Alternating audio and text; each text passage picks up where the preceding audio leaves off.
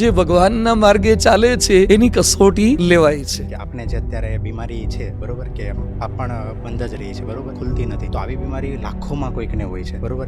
તો એ આપને આ બીમારી થઈ 3 વર્ષથી છે. 1.5 વર્ષ તો આઈ થિંક મને ખ્યાલ છે ત્યાં સુધી એવું હતું કે જેમાં બિલકુલ દેખાતું નહોતું, વિઝન ટોટલી બ્લર હતું, રાઈટ? એવો વિચાર તમને ના આવ્યો ક્યારેય કે હું તો ભગવાનનું કાર્ય કરું છું, લોકોની સેવા કરું છું, સમાજની સેવા કરું છું, તો આ દુઃખ ભગવાને મને જ કેમ આપ્યું? સુખ પડે છે ત્યારે ભગવાનને પ્રશ્ન નથી કરતા, તો દુઃખ પડે છે ત્યારે ભગવાનને પ્રશ્ન કરવાનો આપણને કોઈ અધિકાર નથી. તો હું બીજા અભિગમથી આને જોઉં છું, જે આપણા તમામ શાસ્ત્રોએ આ જ શીખવ્યું છે કે રામ ભગવાનનો શું વાંક હતો, છતાં એમને 14 વર્ષનો વનવાસ કેમ? કૃષ્ણ ભગવાનનો શું દોષ હતો, છતાં દુર્યોધન એમને બંદી બનાવવાનો પ્રયાસ કરે, એમને શિશુપાલ અપશબ્દો બોલે. અનેક સંતો ભગવંતો થઈ ગયા. નરસિંહ મહેતાને કેટલા કષ્ટ પડ્યા છે. મીરાબાઈ, જેના ભજનો આજે લાખો લોકો ગાય છે, પણ એ મીરાબાઈને પણ ઝેરના ઘૂંટડા પીવા પડ્યા હતા. તો સાગરભાઈ, આ દુનિયામાં એવું જ છે કે